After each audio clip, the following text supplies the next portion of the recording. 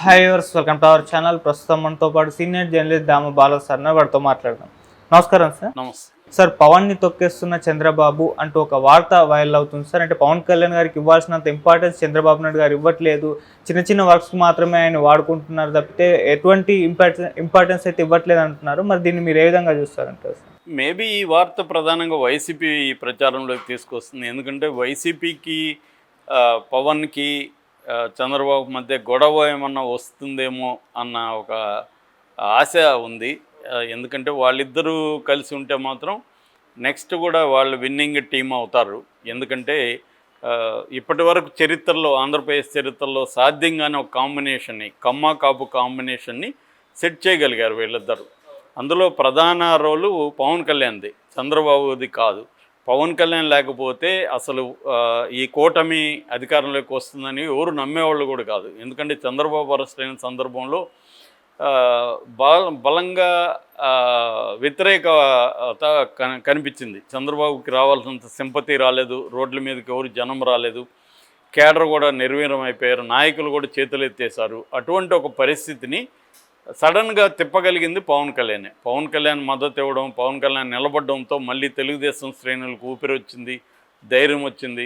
అక్కడి నుంచి పవన్ కళ్యాణ్ని వాళ్ళు వదలలేదు, పవన్ కళ్యాణ్ కూడా వాళ్ళని వదలలేదు. అలాగా ఓట్ ట్రాన్స్ఫర్ అంటే కెమిస్ట్రీ, అర్థమెటిక్ అంటారు, ఈ రెండు కూడా వర్కౌట్ అయినాయి. వాళ్ళిద్దరి మధ్య కెమిస్ట్రీ వర్కౌట్ అయింది, అర్థమెటిక్ వాళ్ళ ఓట్లు కూడా ట్రాన్స్ఫర్ అయినాయి.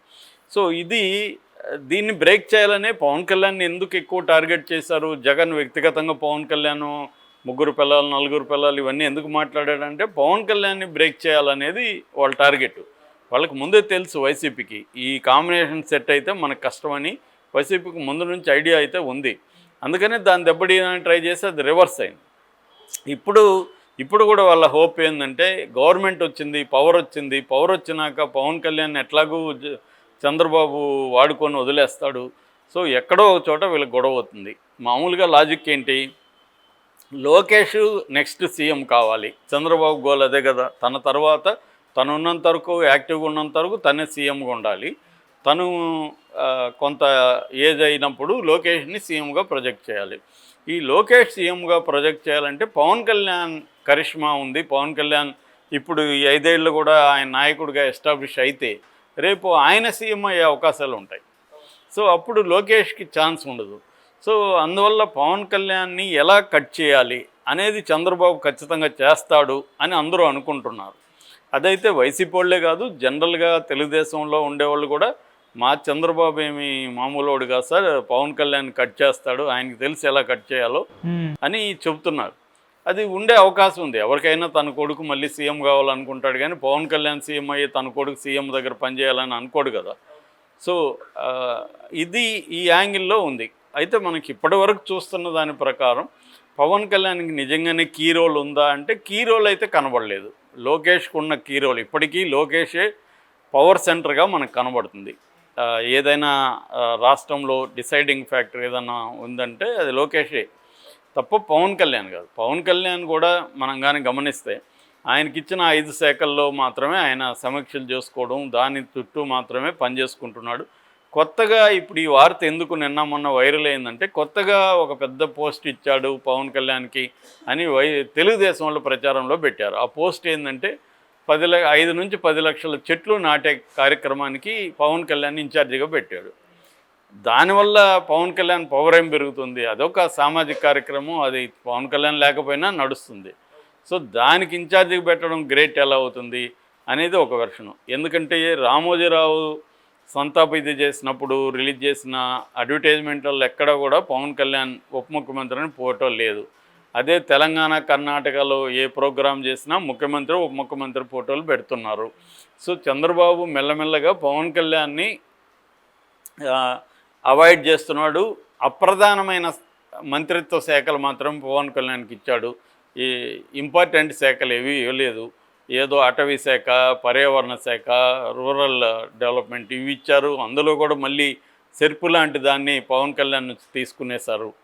సో అందువల్ల చంద్రబాబు ఏంటంటే ఆయనకు తెలుసు ఒక వ్యక్తిని రేంజ్ని ఎలా పెంచాలి, రేంజ్ని ఎలా తగ్గించాలి అనేది ఆయనకు బ్రహ్మాండంగా తెలుసు. కాబట్టి పవన్ కళ్యాణ్ని అలా మర్యాద ఇచ్చే చోట ఇస్తున్నాడు. ఇప్పుడు కలెక్టర్ల సమావేశంలో కూర్చోబెట్టాడు పవన్ కళ్యాణ్ని.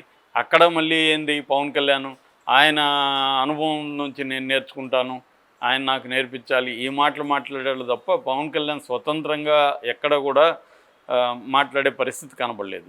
ఇప్పటి వరకు చూస్తే పవన్ కళ్యాణ్కి ఇవన్నీ తెలియదా? అందరికీ తెలిసినప్పుడు పవన్ కళ్యాణ్కి తెలియకుండా ఉంటుందా? చంద్రబాబు నన్ను సీఎం కానివ్వకుండా కొడుకుని సీఎం అవ్వడానికే ట్రై చేస్తాడని పవన్ కళ్యాణ్కి తెలీదా?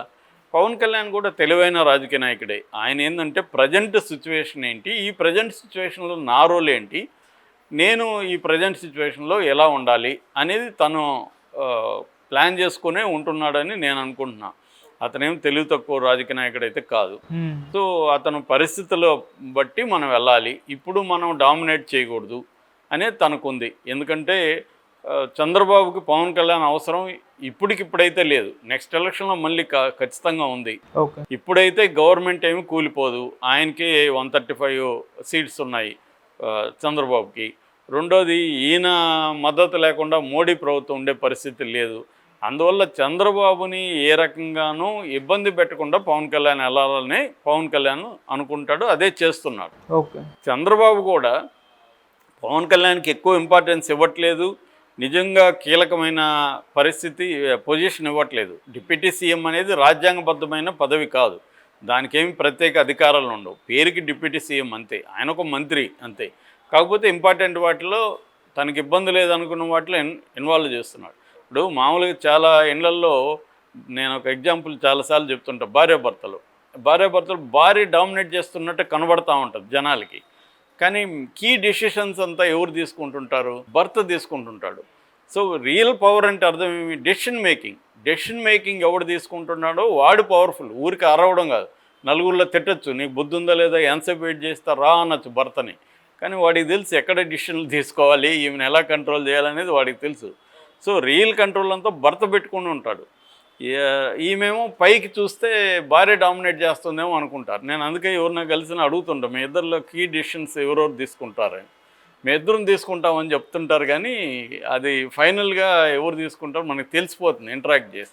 అలాగా ఇక్కడ కూడా ఏంటంటే కీ డెసిషన్స్ అంతా పవన్ కళ్యాణ్ తీసుకుంటున్నాడా, లోకేష్ వీళ్ళిద్దరిని కంపేర్ చేస్తే లోకేష్ తీసుకుంటున్నాడు. ఇప్పుడు ఏదన్నా ఇంపార్టెంట్ పని కావాలనుకో, ఒక ఎన్ఆర్ఐకి ఇంపార్టెంట్ పని కావాలా, ఎవరిని కలవాలని ఆలోచించినప్పుడు లోకేష్ని కలవాలనేదే ఎక్కువ మంది నేను విన్నది కూడా. లోకేష్ని కలిస్తే మీకు పని అవుతుంది అనేది చెప్తున్నారు తప్ప పవన్ కళ్యాణ్ కలిస్తే పని అవుతుందని ఊరు చెప్పట్లే. ఎందుకు? రియల్ పవర్ ఎక్కడుందో తెలిసిపోతుంది. ఈ డిసైడింగ్ ఫ్యాక్టరు అనేది లోకేష్ దగ్గరే ఉంది. ఇప్పుడు ఇది పవన్ కళ్యాణ్కి తెలీదా? తెలుసు. కానీ ఈ ఉన్న కాంటెక్స్టు, ఈ సిచ్యువేషన్లో మన రోల్ ఏంటి, మనం ఇప్పుడు కొత్తగా అనుకోని ఒక పరిస్థితి వచ్చింది, 100% స్ట్రైక్ రేట్ వచ్చింది, దీన్ని ఉపయోగించుకొని మన ముద్ర మెల్లమెల్లగా చేసుకుంటూ వెళ్దాము, చూద్దాము ఫ్యూచర్లో ఎట్లా ఉంటుంది, దాన్ని బట్టి మనం స్టెప్ తీసుకున్నాం అని పవన్ కళ్యాణ్ ఆలోచిస్తున్నాడు. అతని ఆలోచన కరెక్టే, ఎందుకంటే దుందుడుగ్గా వెళ్ళి ఉన్న పరిస్థితిని చెడుపుకోవడం అనేది పవన్ కళ్యాణ్కి ఇష్టం లేదు. సో అందువల్ల పవన్ కళ్యాణ్ ఒక క్లారిటీతో పవన్ కళ్యాణ్ వెళ్తున్నాడు, చంద్రబాబు ఒక క్లారిటీతో చంద్రబాబు వెళ్తున్నారు. వీళ్ళిద్దరి మధ్య ఘర్షణ వాతావరణం ఇప్పటికిప్పుడైతే వచ్చే అవకాశం లేదు. అది వైసీపీ వాళ్ళకి తెలుసు, అయినా కూడా ట్రై చేస్తున్నారు. ఎక్కడో పవన్ కళ్యాణ్కి తగ్గించేశారనో ఇంకోటి అని. ఖచ్చితంగా పవన్ కళ్యాణ్కి ఎక్కడ ఉంచాలో అక్కడే ఉంచుతున్నాడు చంద్రబాబు కూడా. సో అది పవన్ కళ్యాణ్ కూడా ఆ ప్లేస్ని ఎంజాయ్ చేస్తున్నాడు. కాబట్టి వీళ్ళిద్దరి మధ్య ఘర్షణ ఎప్పుడు వస్తుంది? పవన్ కళ్యాణ్ అసంతృప్తికి గురైతే వస్తుంది.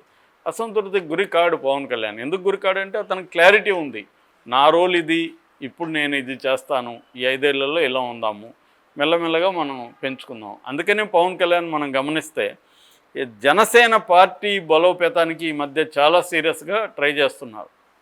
ఎందుకంటే అధికారం కూడా ఉంది కాబట్టి దాదాపు 10 లక్షల సభ్యత్వం ఎంతో టార్గెట్ పెట్టుకొని పనిచేస్తున్నారని చెప్తున్నారు. సో అందువల్ల పవన్ కళ్యాణ్ ఏంటంటే, ఒకటి పార్టీ నిర్మాణాన్ని అభివృద్ధి చేసుకుంటూ రావడం, 2 తన ముద్ర పరిపాలనలో చూపించుకుంటూ రావడం, తను నేర్చుకోవడం. ఎందుకంటే ఆయనే చెప్పాడు నేను ఇంటర్మీడియట్ కంప్లీట్ చేయలేదని. కాబట్టి ఎడ్యుకేషన్ అంతకంటే ఎడ్యుకేషన్ ఏమి లేకపోయినా పర్లేదు, నిజానికి ఆయనకి మిగతా నాలెడ్జ్ ఉంది, పుస్తకాలు చదువుకున్నాడు, ఇవన్నీ ఉన్నాయి. కాబట్టి అతను అడ్మినిస్ట్రేషను ఇవన్నీ నేర్చుకోవడం, ఈ క్రమంలో మెల్లగా మోడీ దగ్గర కూడా ఎలాగో అతనికి ఇంపార్టెన్స్ ఉంది. ఇవన్నీ చేసుకుంటూ పవన్ కళ్యాణ్ స్లోగా ఇది చేస్తారు. ఎప్పుడు కూడా పవర్ అనేది ఒకేసారి అదేదో మ్యాజిక్ జరిగి రాదు.